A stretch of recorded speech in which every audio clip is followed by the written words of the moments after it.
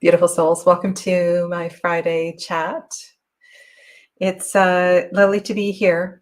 And today I'm doing something a bit different, something I haven't done for a little while. And that is to do some reflections on a specific deck review, if you will. And today's featured deck is one that I have been working with for some time. You've seen me doing readings with this deck. And one of the reasons that I wanted to spend some more time and go through and do this review is that on the 27th of June, I am doing a deck casual with Gerald, Tarot Stash, as well as Kelly Burton, the creator of these decks, and Jilly from Little Zan Crone. So the four of us will be on Gerald's channel doing a deck casual. So this is my further preparation for that conversation about the decks. I'm really looking forward to that. And if you don't subscribe to Gerald's channel, that is linked in the description box below. The link isn't up yet for the 27th of June video, but you can keep an eye out for that. And then as well, next week on Friday, I'm going to be doing a review of the Sister Oracle deck. So welcome. I see some of you are strolling in. Tamian, hello. Mira, lovely to have you here. Merlin's daughter. Aisha, welcome. And Dee, hello, hello. Donna, hello from Kentucky. Oaks Day, the Phillies version of the Kentucky Derby. Oh, wonderful. Well, that must be an exciting day for you. Hello, Hannah. Yes, lots of buzzing bees going to be here with us today.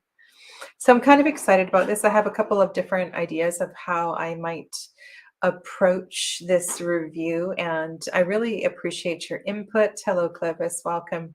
As we go through the cards. And so just if you don't have this deck, I'll tell you a little bit about it. I'm sure most of you have seen these decks. The one on the left is the Oracle that came out last year.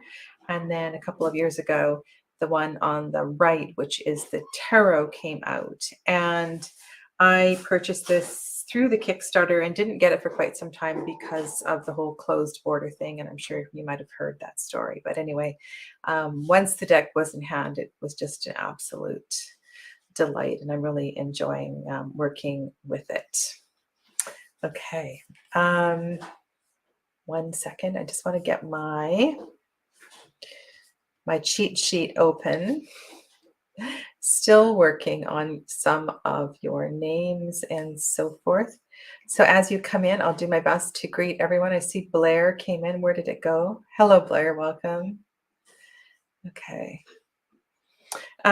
So this deck I'm going to review next Friday. And if I have some time today, I might pull some single cards for some of you. But today we're going to look at the Sacred Bee. And you may also be aware that there's a Kickstarter that will launch, I believe, at the end of May for the second tarot deck. The second tarot deck is called Keeper of the Sacred Bee, which focuses on human interaction with the tarot. So all of her decks are in the style of a box.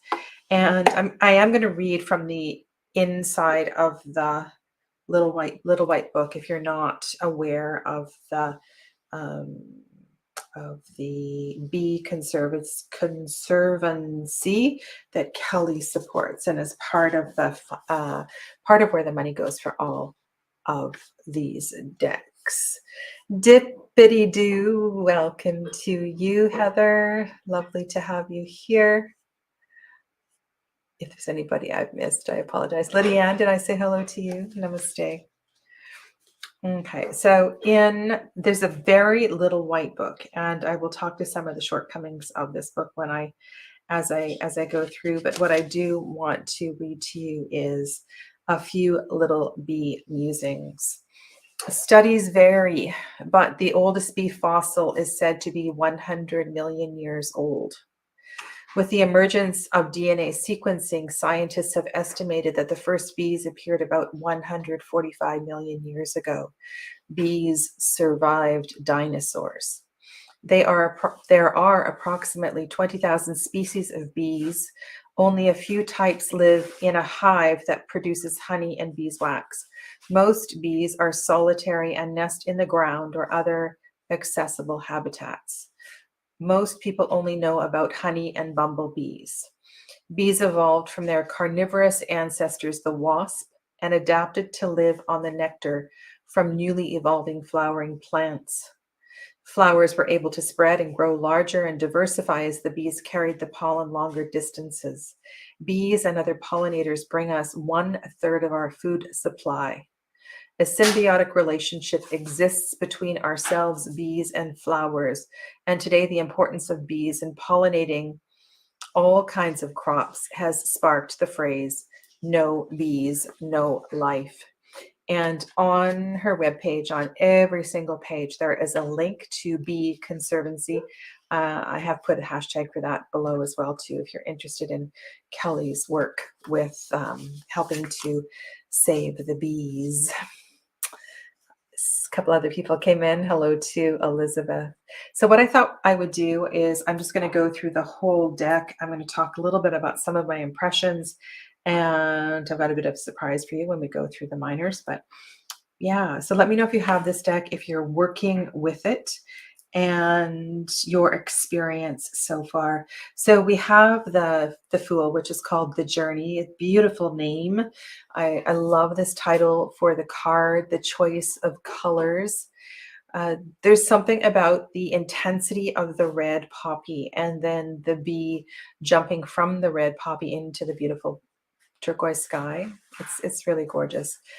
The way that the bees appear in each of the cards too is kind of unique. You're not always going to see a large bee in each of them. Hello, Sharon. I just saw somebody take Lily Valley. Are you leaving? Oh, well, take good care of your health too as you're in that isolation process, but also enjoy that time to yourself. Yeah, it's important. Okay. Everybody's sending hugs to Lydia.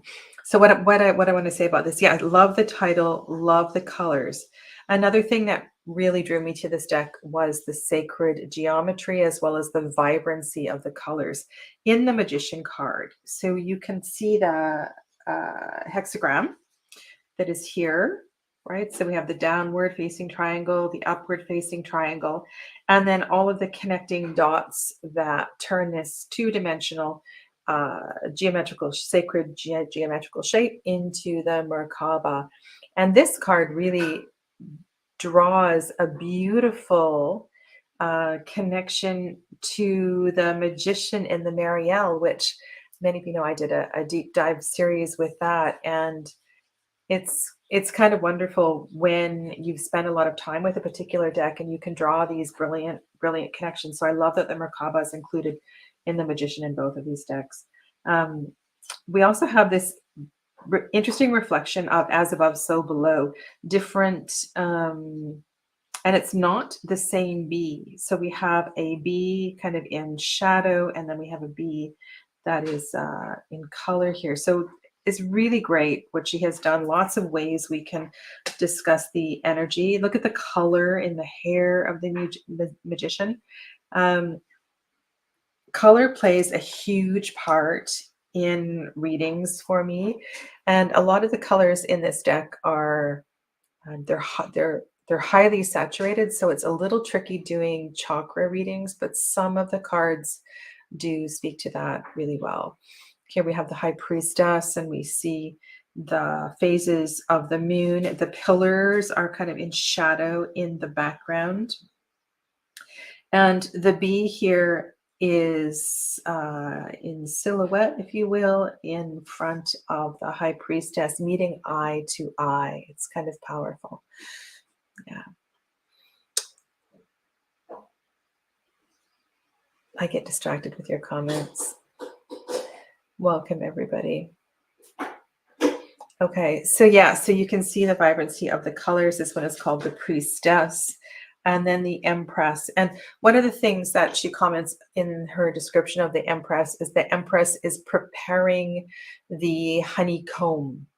So the queen bee, the empress are preparing the honeycomb, and the whole metaphor of the womb and the creation of the space, the creating of the environment for things to grow is a really important part of how I work with the queens and the empress. And I this association appeals to me a lot. Yeah. I'm not, I don't want to say, not a great fan of collage decks, but when they're done well, I can definitely work with them.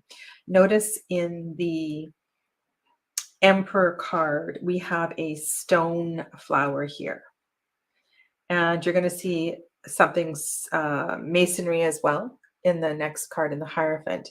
And so pay attention to what is stone and what is living, because that will shift the energy from card to card. So there is some solidity with the energy of the Emperor. You see a lot of the traditional symbols. You see the symbol of the Ankh here. I didn't mention the symbols on the tops of the cards. So we have Hebrew letters. So in this particular deck, the first, so Aleph starts with the Fool. And I know this system varies from deck to deck.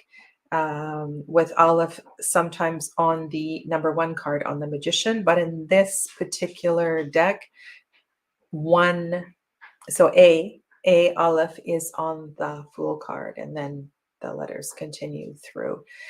So those are the letters on the top left. And if you have been studying the Hebrew alphabet, you're aware of the meanings of each of the letters, or the numerological or other energetic consistencies. You could also bring that into your readings as well. On the right side, we either have a planetary or an astrological symbol.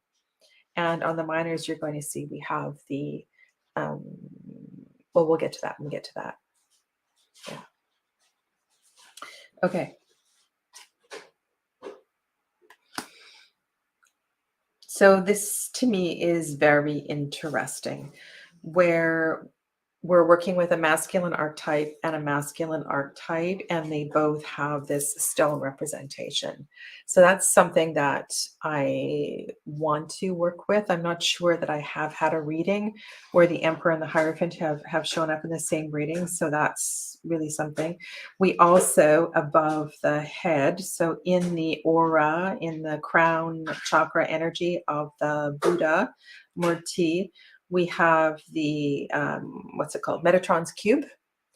So the sacred geometry that's chosen in this deck is really beautiful, and does have meaning. There's also a lot of white in this card, and that also really appeals to me. It speaks to a lighter aspect of the Hierophant card, but this deck is not one that I used the guidebook. I was able to read this right out of the box. So no problem there. It's a very straight up RWS deck. And then when we get to the minors, you'll see that there's a lot of energy of the Thoth that has been brought in, but it's not strictly a Thoth based deck. And I'll try to remember to point that out as we go through.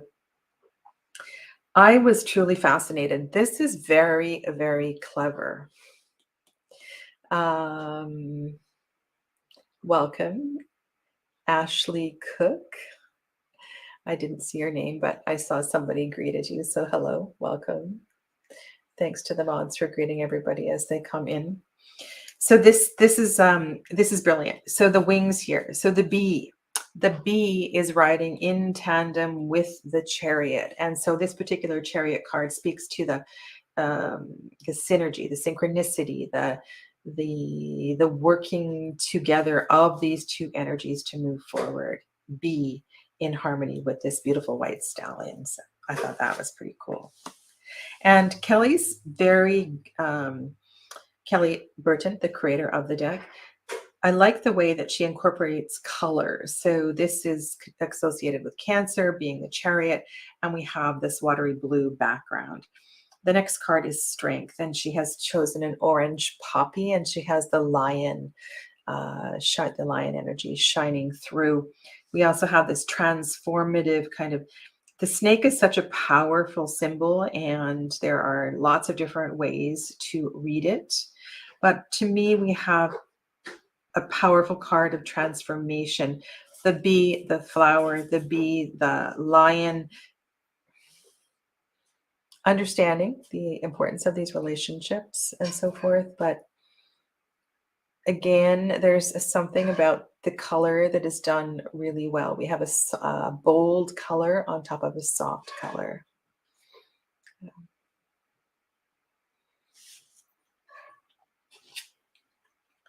Oh, I know what I was, yes.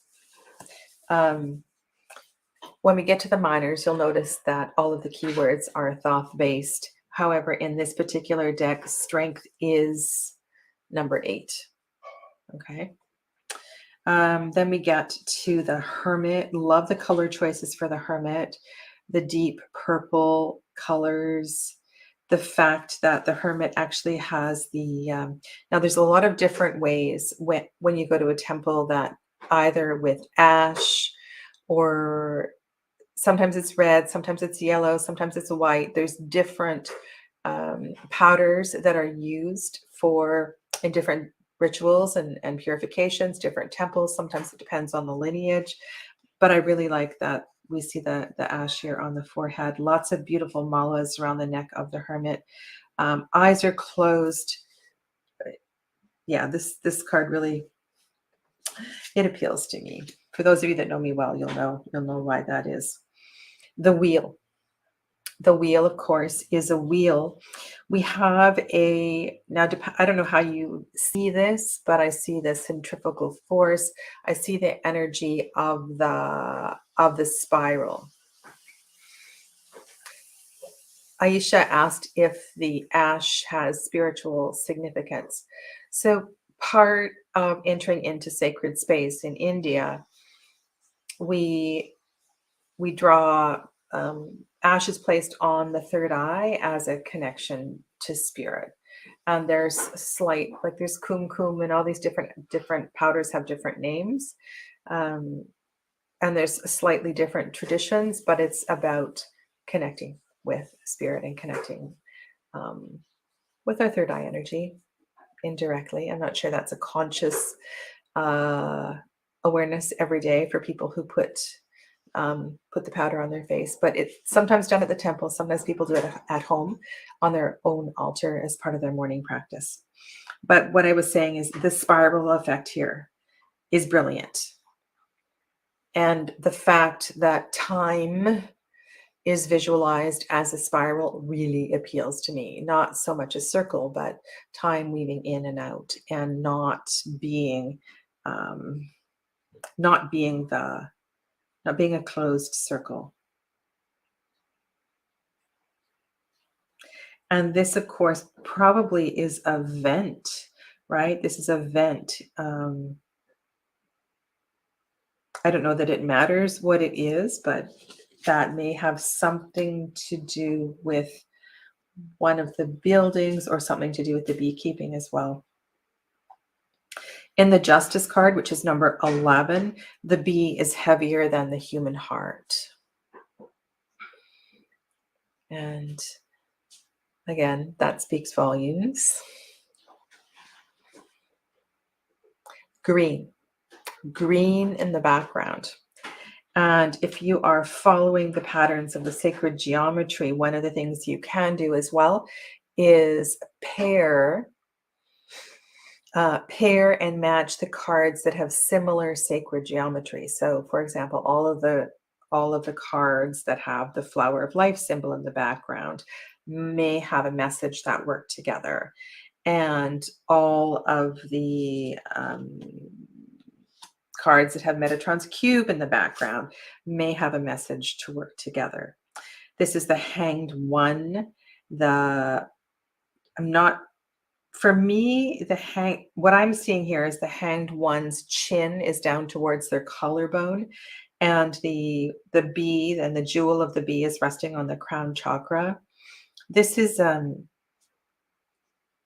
what is this? Neptunian energy. This is watery energy. If you put this together with the Hierophant, there's something about these purple colors, and I've had several readings where these two cards have come up in a reading, and it's given me lots of space for dialogue to help the querent work through, help to give them some techniques on being alone and different premeditation practices and so forth. So the colors help me to unite the energy of these two cards.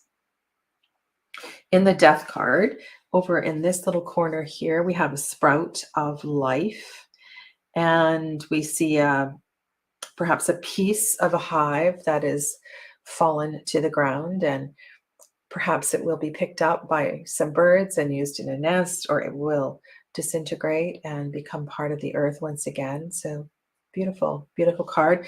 Again, she's matched the water color with Scorpio. So there's a conscious effort of, what I want to say, there's some thought that's been given to color choices. It's not just random. Okay. If you have questions for me, please feel free to put them in caps or tag me. What I can do is have my other window open in case, and I'll see the tags. The 14th card is called Alchemy. Hello, Audrey. Welcome. Great name for this card. This is also very much healing energy. Hi, Nina. The dripping honey is powerful, powerful medicine. And whether you think of honey itself or the medicine of honey, we have the sunflower, fire, and then again the watery color in the background. So this is a great representation for me. Works really well.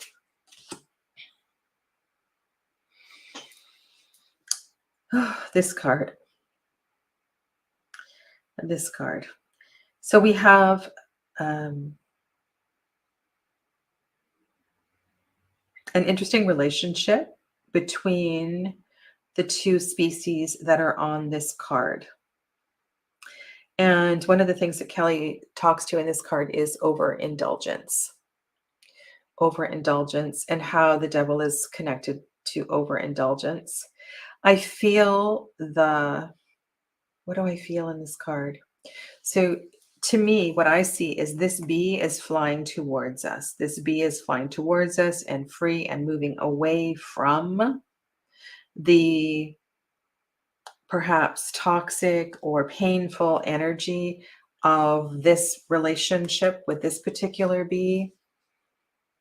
The colors, so the color red is actually a very popular, I don't know if popular is the right word. It's a color that's frequently used for the devil. And red to me connects us to issues that probably generate from the root chakra. And I was saying that colors are really important to me in this deck. Red, this is of course the Capricorn, right? Devil is Capricorn, yes. And when I'm working with devil energy, the reason I'm pausing is because when I work with devil energy, I'm often teaching about the issues of Swadhisthana chakra, the second chakra. And so this heavy red energy takes me in a different direction. And I suppose that's a good thing because it gives me more to talk about. But I'm abundantly aware of the colors that are in the background here. And then the red theme continues as we go through the tower. the bees are flying away from the lightning struck hive. We see the powerful energy of Mars, the destruction that the lightning bolt is causing. And there's something about, so this is kind of cool actually. You know how in a traditional tower card the humans are falling, but here the bees are flying away. Here, they're all moving in an outward direction from the hive. And I find, to me, this is challenging because the lessons and the teachings of the Tower card are easy for humans. And I find that sometimes I find a little bit of a stretch to apply these teachings as if they were being applied to the bee. But I kind of have to anthropomorphize the bees and speak to human nature instead.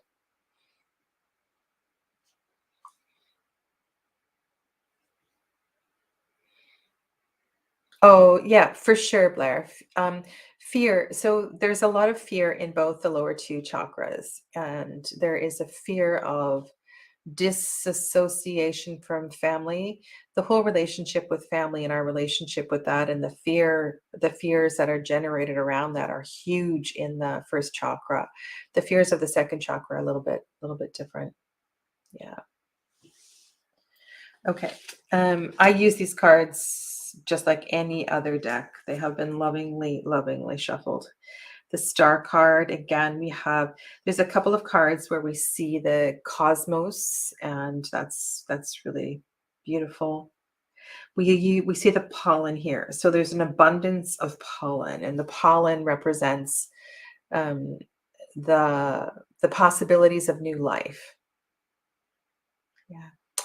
A great habit, Sharon. Well, what is Sharon's habit? Wow, that's beautiful. Sharon collects honey from wherever she travels. I love that. It's really interesting how honey varies from region to region. And then let's look at the moon and the sun side by side. That's always a good thing to do. I know that the octopus has been really popular. Like I've heard a lot of really good comments about the octopus on the moon card. The octopus here is emerging from the cave, which speaks to um, the courageousness it takes to move through the energy of the moon. So that's really, really beautiful. And there's a lot of, um, I've done some journaling about the sun card. And at first I was seeing, um, so with the sun, my primary association is energy. So the sun is vital to life. Without the sun, we wouldn't have life. And so therefore the DNA strands that are on here, that's what I was seeing. But I have seen other things in that top layer. I'm just curious, what do you see there? There's something as well too about the blue. You don't often see the blue sky. At least it doesn't strike me that you see the blue sky. So this is, to me, is a very sweet and happy card. No, Sharon asks if the guidebook speaks to the species. It is a very thin guidebook, and it does not. Um, yeah, a very thin guidebook. It doesn't, unfortunately, give us any information about the different species.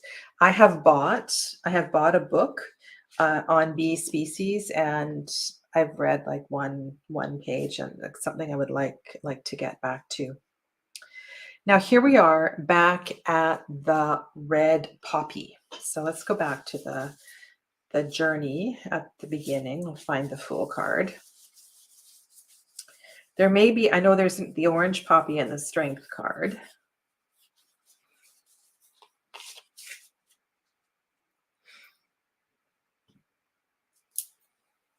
So this is something that might come up for you in a reading. And I love it when creators do things like this, because the bee, or a different bee, or it's a different species here, has come full circle. There's an emergence from the poppy into the blue sky, the blue yonder. And then here in the judgment card, the bee is moving off a larger poppy into purple sky. So that really appeals to me.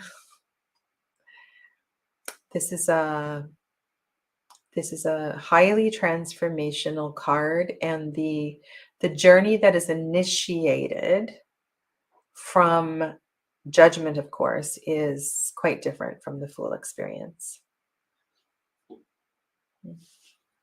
And then here's the World card, which I really like as well too. I think the experience of the eclipse, so the solar eclipse, speaks volumes. We have the sunflowers down at the bottom, the purple sky, and this is magically mysterious. This to me almost looks like a UFO. All of these, whatever these layers of things are in here, this is like a universe within a universe within a universe. I've seen all kinds of things within this, well, within the moon, I guess. So we have the moon and the sun. But whatever this layer is on top, I think it's brilliant. Yeah. Okay. So those are the majors. What I thought we could do, there is a clue to what's happening next. What I thought we could do is to look at these cards side by side. Why would I want to do that? Well, the reason is that Kelly Burton chose to use the Thoth keywords for this deck for the most part. So I thought it'd be fun to look at them side by side, and then we could see where they vary, because not all of them match perfectly well. Okay. The aces in this deck are called the root of the power of the element. The root of the power of the element. And I think that is a really cool, creative title for the aces.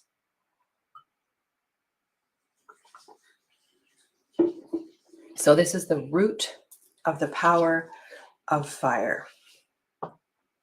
So this is primal fire, primal creative energy, the potential for fire, the potential for anything that fire creates. Okay. The key word for the 2 is dominion. And this, now the descriptions, Kelly's descriptions in the guidebook are very RWS based. They don't feel like Thoth descriptions, except she often talks about, so here we have Aries in Mars, right? So we have fire, double fire symbol. And she talks about the power of that and that association, but she doesn't use Aleister Crowley kind of descriptions. The descriptions, this is a very melded deck, and it surprises me actually that she's using the Thoth descriptions. Okay. So think of keywords for dominion, dominance, domination, dominion. So if we have the 2 wands here, right? Just like in an RWS based deck. So if you think about the word dominion and what the decision is that we are making as we go forward, when you're looking at a RWS deck, it's about the examination of our world and the choices that we are about to make as we step out in the world. And I think for the most part, the key words work, but it takes a little bit of energy. And if you're not familiar with the thought keywords, it does take a little bit of effort to understand them. Andrew's here. Hello, Andrew. Andrew says that Aries, Mars is in domicile. Yes, interesting. Okay, so here we have a hive. So this is 3 of fire. 3 of fire. The key word here is virtue.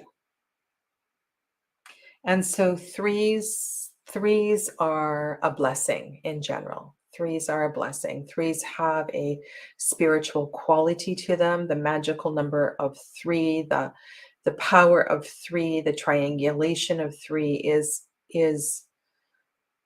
really quite, it's virtuous. And when you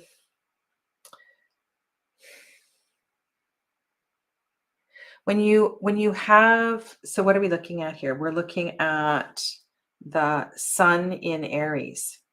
So again, we are fire and fire energy.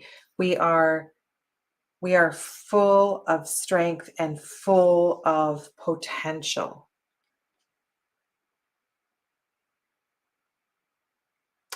I see this very much as a card of blessing. Very much a blessing. Hello, 17. Welcome. I haven't seen you on my channel before. And I do have a few notes that I can refer to as well too for some of this. So, and I'm just going to quote a few things that I have. I have a reference book down here. Yeah, the note here is that Aries people often act impulsively and then reflect later. With this card, actions are of a pure and noble nature. Action in accordance with what is right, with what is virtuous. The 4 of Wands has a different keyword. So Kelly chose the keywords perfected work. And this is called completion on the Thoth deck. But we have a very similar, I almost want to say inspired imagery from one to the other.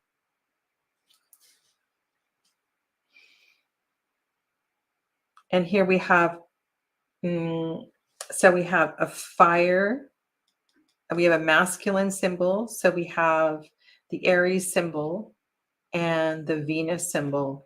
And when I think about that, I think about just reading the keywords and looking at these 2 symbols here. It's like a Shiva Shakti kind of energy. It's a coming together. It's a coming together and hence perfected work. Oh, Andrew, your Venus is in Aries. Okay. So this is the first one that differs, and there's several that differ. So for the stress, the key word for the stress of the 5 of fire is strife. And for sure, that's easy for us to understand. You know, the choices that we make or the process that we go through in the 5 of Wands is highly, highly stressful. And this doesn't go too far, but look at her artwork here. So this in the background, I see these crystals in the fire. So these are, what do you call these? Yeah, there's points here that are in the fire. It feels like so much energy. It's an incredible amount of energy. And then we have Saturn. So she's also included Saturn in the background. And if you know anything about Saturn, if you know a little bit about Saturn, right, it does create restriction. And so I feel like sometimes in this card, the stress, the strife that is created is because we're feeling in some way triggered by a restriction. Okay. This is not a thought-based card, but I put this here. This is from another deck. This is from the Tarot de Ozar. And I just put this card there just to show you the inspiration of this. So this is a Tarot de Marseille inspiration for the way that the wands are portrayed in this card. Because in the Thoth-based deck, this is the way that the wands appear. The keyword here in the Six of Fire is victory. Victory. And success, which is usually the keyword that's applied to the Six of Wands in RWS, is applied to the Six of Discs in the Thoth keywords, just for your information. But we see the laurel wreath here, and so there's lots of familiar symbols. Seven of Wands. We have and again, we go back to, this is a griffin. I see this as stone, as a statue. You might see it as something different. The key word is valor. And we have fire. So, fire is, you all know that feeling, that energy that is required for Seven of Wands. And it can be exhausting, but it is something, sometimes we have to stand up, not only for ourselves, for others. Valor's it's a great keyword for this card. And if nothing else, and you're not familiar with these keywords, it might help to give you another sphere, another layer of influence, another lens to see these cards. Okay. All right. And then we go to the 8. The 8. We see actually, I wasn't keeping track. I'm not sure if this is the first one where we see the flower of life. The keyword is swiftness. So we have Sagittarius in Mercury. Swiftness.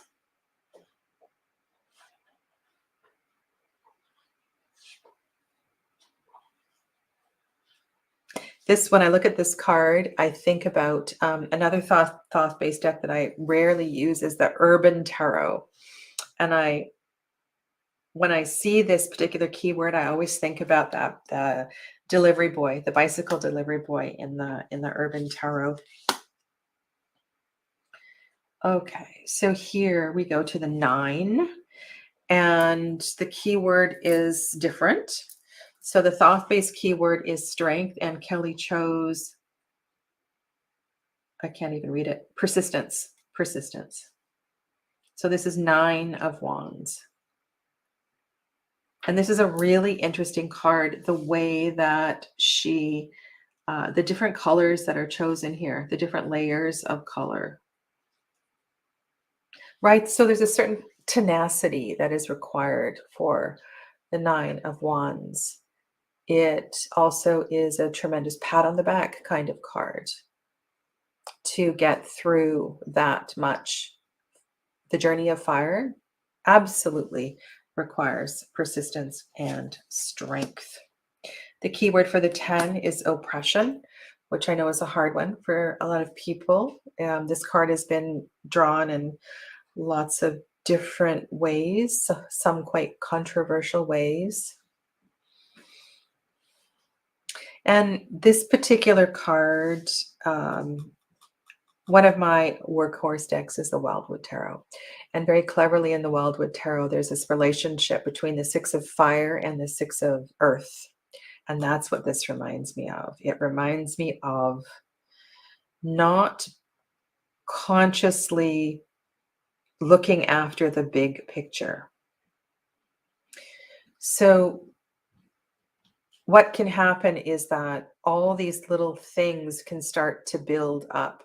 Sometimes we don't realize all that we are carrying or all that is being put upon us. And if we were able to step back and see the big picture more often, we could avoid this kind of scenario. But I really feel the lesson, the teaching, if you know what I'm talking about, in the Wildwood Tarot of the Six of Bows and the Six of Stones. I should go a little bit faster. I could probably spend 2 hours talking about this deck. I can't. I need to speed up here. So what I want to say, the court cards are beautiful. I have put the court cards in the order that, yeah, no, they're both in the same order. So they are both Princess. And so this is Princess of Fire. She's ornate. She's ornate and she's creative.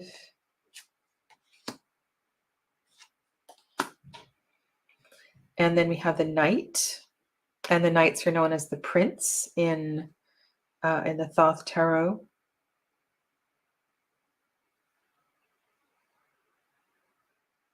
And Kelly, let's go back. You all might have different familiarities with the court card affinities. And the only one that seems to be consistent across all viewpoints, all schools of thought, are the queens. Kelly has chosen Earth for the princesses. So this is the Earth, Fire of Earth, or Earth of Fire. And then the Knights, and so the Knights are air in this deck.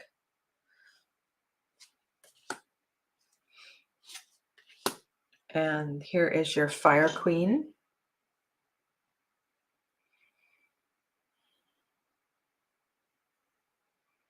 There's something about this card that doesn't sit well with me, because the Fire Queen to me is one who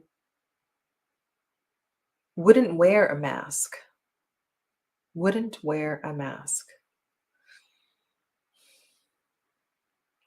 So, and I know that a mask has lots of, a mask can empower, but the Fire Queen doesn't need empowerment. She is so empowered. So this is a card that I'm definitely going to ask Kelly about. For those of you that came in late, on the 27th of June, I'm going to be on Gerald's channel, Tarot Stash, and we're going to be talking with Kelly Burton, the creator of this deck, and Jilly, Little Zen Crone, will be there as well too. And so Gerald's channel is linked in the description box below, so you can check that out. Okay, and then the kings, So we have a lion, which makes perfect sense for the king of fire. And in the Thoth Tarot, the kings are called the knights. Okay. Ace. So the root of the power of water. And we start with Metatron's cube. What was the sacred geometry for? It was the Merkaba. Well, it was interesting. I haven't actually looked at, I don't have time to do that now, but one thing that I usually do, and I will do before the session with Gerald, is to go and look at all of the aces and make some notes on the sacred geometry and so forth of all of the aces, all of the twos, and to see, and actually that would be really cool to go and see, pull out all the cards that have the flower of life and see if there's a pattern there.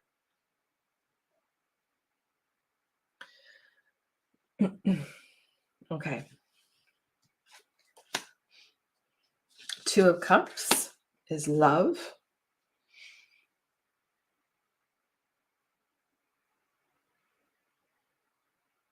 Venus in Cancer.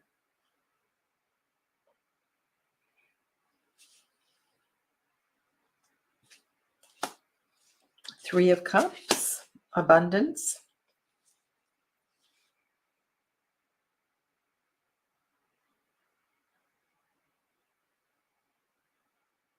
And I really can't undo. I forget which deck it came from. There was something I read last week about the Three of Cups and the overflowing emotion, the overflowing water that we experience in the Three of Cups. And the deck creator was talking about how that can also be connected to a sense of cleansing.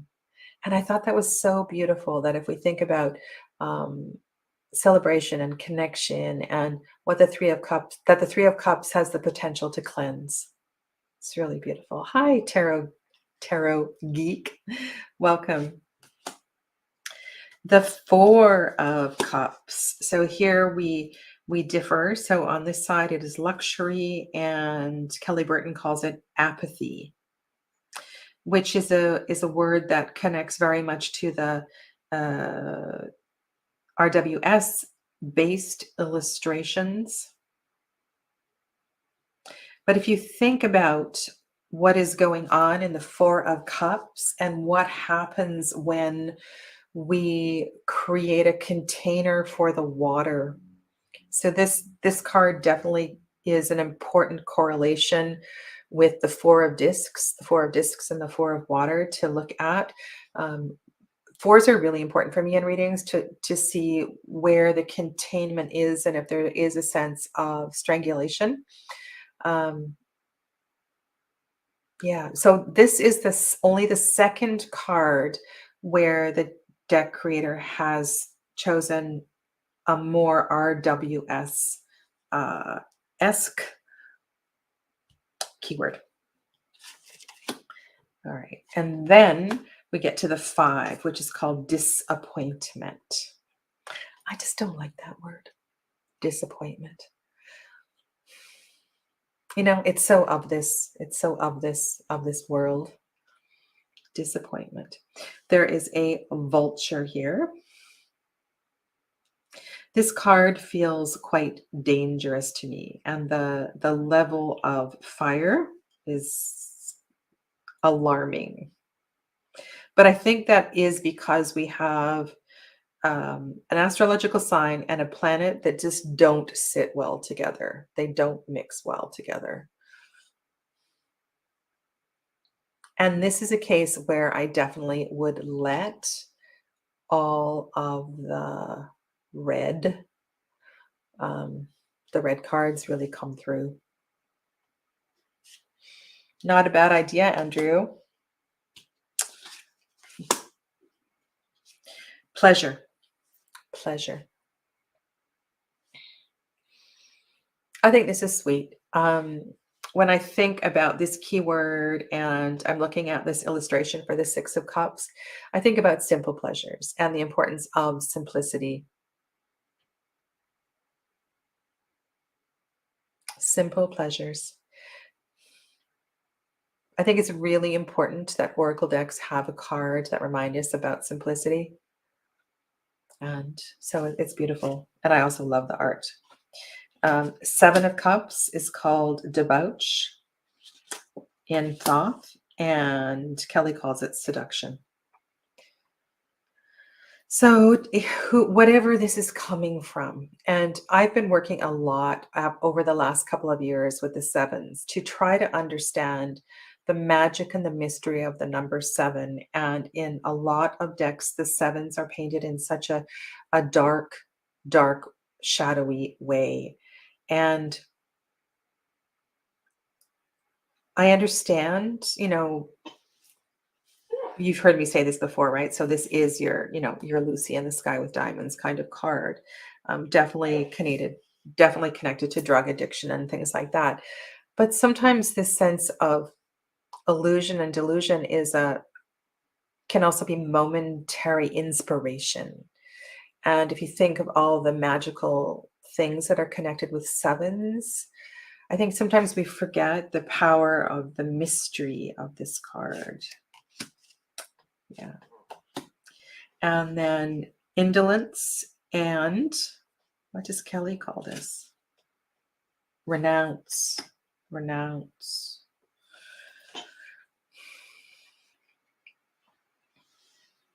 In this card, we have done everything that we possibly can do. And I know this is not a suit of doing, it's a suit of feeling, but it is now time to move in a new directions.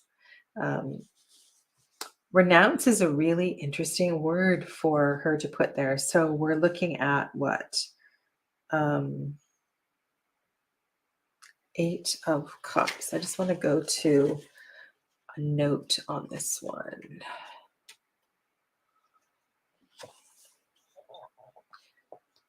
Okay. So what happens when the restriction of Saturn? So this is what I've been trying to get wrap my head around. Mutable signs don't like to be restricted. So when a mutable sign feels restricted, we tend to get a negative looking card.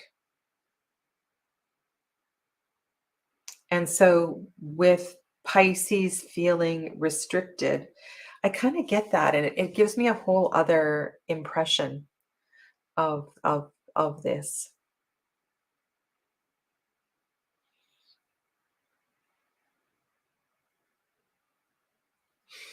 Okay. I think you will find that this is not a numerologically based deck.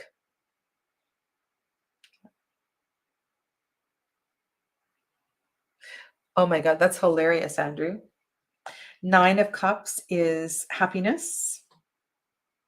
I'm going to skip through some of these because of the time. uh, satiety, satiety. 10 of Cups. Is there satisfaction or is it a cautionary tale? I think that's entirely up to you and up to the rest of the reading. It's a bright card. It's a sunny card. We do have the influence of Mars, hence the reddy orange colors. But we do have a fire and water energy that has the potential for tremendous happiness, right? There is potential for happiness there. Princess of Cups. I really like this collage. It's beautiful. Knight. Look at his chalice. His chalice has, to me, I don't know if you see little sea anemones or maybe there is an overlay of a peacock feather.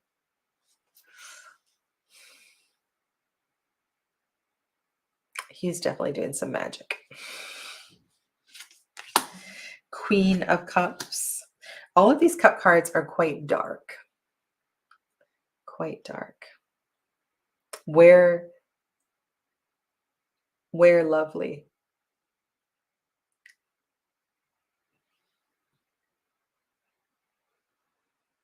Wow. You know what, Andrew? I wouldn't do that because the associations of the Hebrew letters in the major arcana are a different system, and that would feel a little off to me. And then here's your king. They're actually, look at this. They're actually very well. I feel like they're super similar. I wonder if Kelly Burton's first deck, her go-to deck is the Thoth Tarot. Okay, and now we're at the root of the power of air.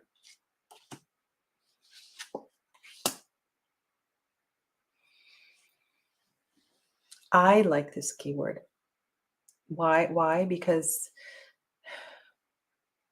I do see the Two of Wands as peace of mind, and this just, it fits really well.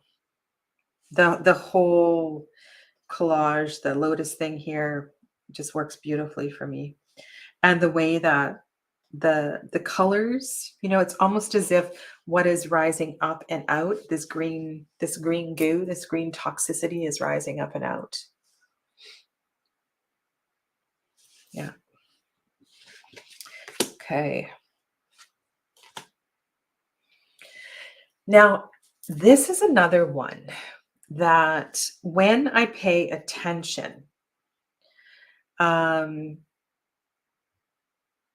when I pay attention, so we've got Libra and Saturn, Libra and Saturn. And again, so if you think about Libra is air, heart chakra is air. Libra is also Venus. And so when Venus is restricted, when the heart chakra is restricted, so that layer just makes a lot of sense to me, how this became a card of sadness and sorrow. There is a mistake in the guidebook. So the Four of Swords in the Thoth Tarot is called Truce. And I just want to point this out to you in case you didn't notice it. And I don't know if it was corrected in later, if there has been a second print. So if you go to the guidebook, to the Suit of Swords, the Two of Swords, Kelly has truce in the guidebook, which is actually peace. And the keyword truce is associated with the Four of Swords in the Thoth. But she doesn't use that word. She uses more of an RWS-based keyword called recovery. Okay, so both the 2 and the 4 definitely have a sense of peace about them. And then we get to the Five of Swords, which is a really powerful card. Five of Swords. And I think what happens in Thoth-based decks is that the Ace of Swords is connected to the crown, right? Connected to the crown. And so thought and mind is pure. There's a sense of wisdom and clarity. And as thought comes down the tree of life, lower and lower and lower, it becomes denser and less pure and less clear. It's almost like a falling of thought. And then we have this card. And I need to, I'm actually going to do after I finish my Lenormand series, I'm going to do a Thoth series because I want to go back and really study the Thoth Tarot. But this is interesting because as what I just said now is contradicted, because in the 7, we have some sort of clarity of mind. Sorry, in the 6, not the 7. The 7 is not good. In the 6 of Swords, we have a clarity of mind. So it's almost as if, so what was going on here now becomes clear. And then if you think about the interpretation in the RWS, with that clarity of mind, we are able to move on.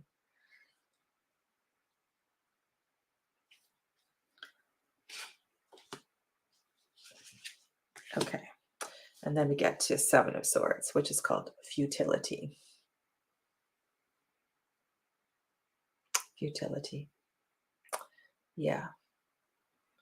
I do not interpret this card this way when I'm reading with an RWS, but if I am reading with one of these decks, then I really do need to speak to this energy.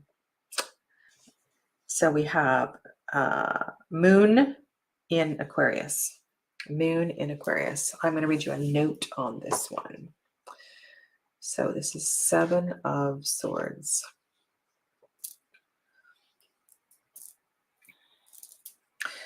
The split of swords, referring to the Crowley, indicates lack of cohesiveness or focus. Ideas are not clear, well thought out, or logical. So what does this mean? It means we're responding impulsively. We're not taking the time to think things through. So the clarity of thought that we experienced here, for some reason we've we're falling again, and we've gone back to a place of as far away as we can from wisdom. And then this theme continues in the Suit of Swords, because the Nine of Swords is called interference, which is easy to, interpret and compare with RWS. And then the Ten of Swords is called cruelty. And I think, what does Kelly call it? Despair. Oh no, despair. Sorry, my bad. I'm going too fast for myself. So interference is the 8. Cruelty and despair are 9.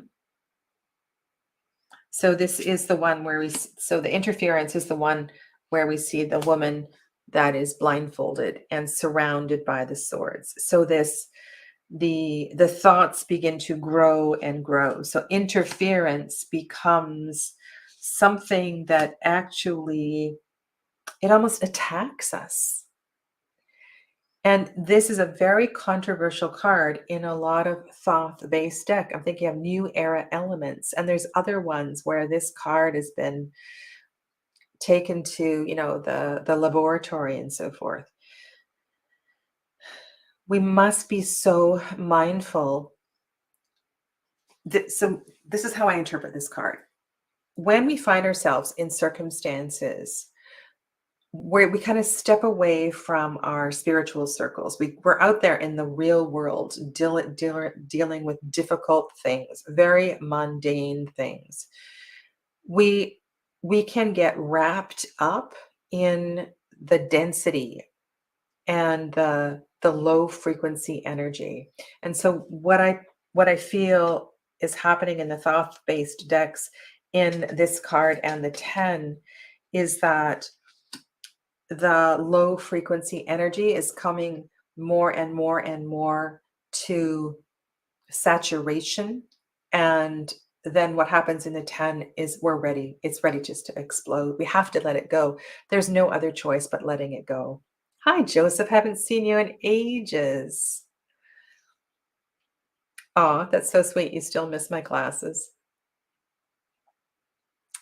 Okay, so that's an interpretation. And then I need to hurry up. I have a reading. I have a reading at 1:30. Princess of Swords is beautiful. Is beautiful. For me, peacocks fit so beautifully in this particular suit. And then Prince is an owl, and that works really well.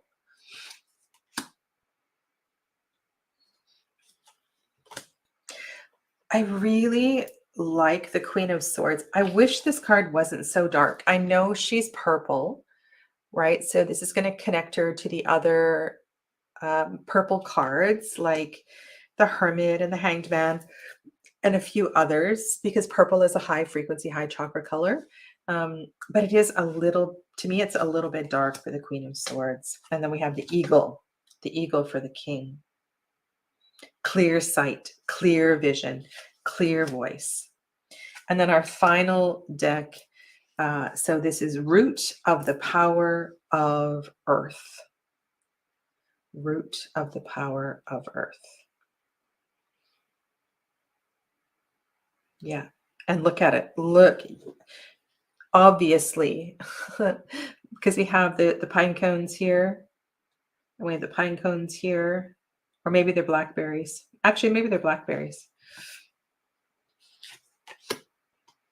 I'm quite certain Miss Burton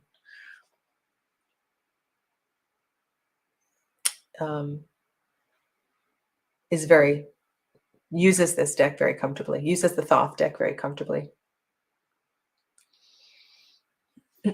Going back to the 10 of Swords, I just want to highlight Evelyn's comment. It's like the 10 of Swords clears away the mind to move forward for the beautiful court cards. Yeah, we just must surrender. There is nothing we can do other than surrender. Okay, 2 of Discs is called Change.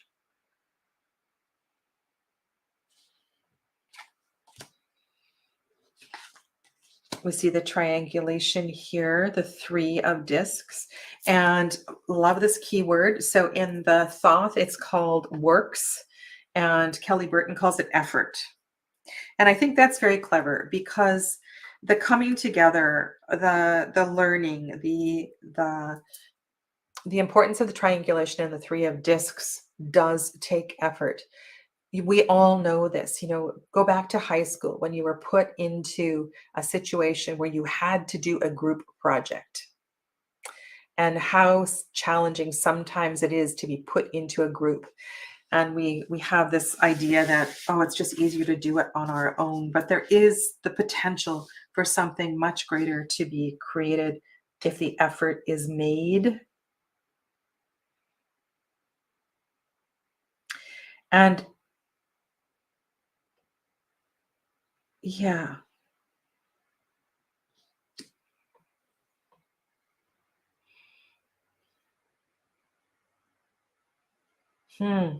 I'm just looking at the astrological symbols and just okay, I need to carry on, but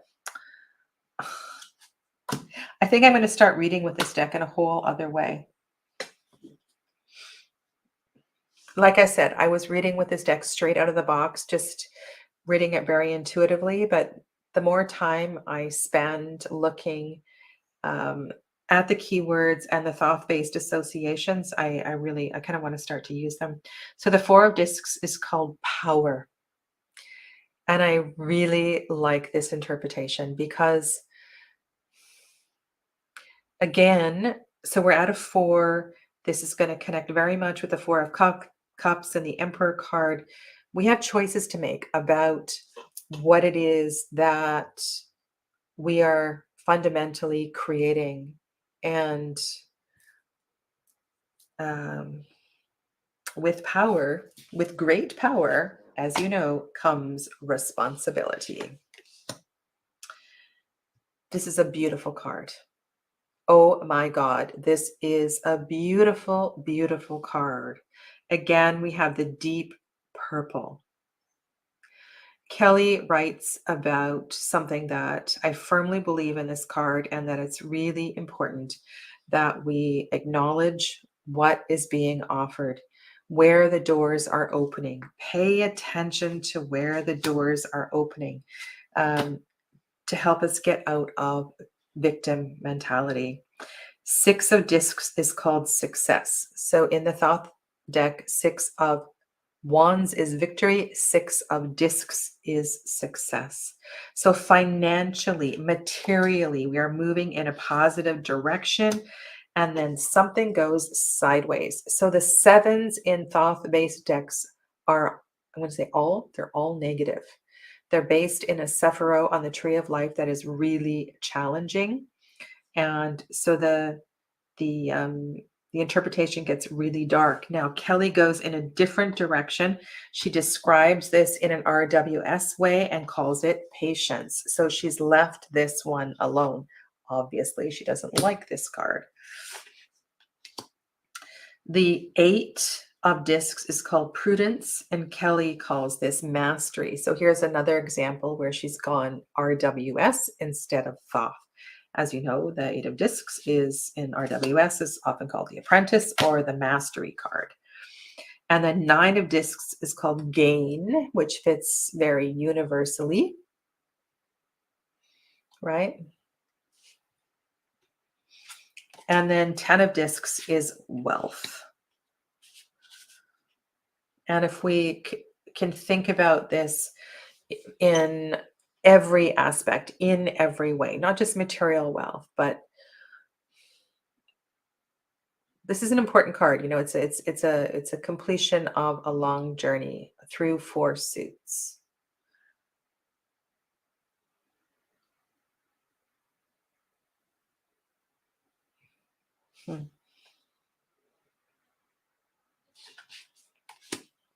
And I think this princess is my favorite. I love the colors on this card so much. So much.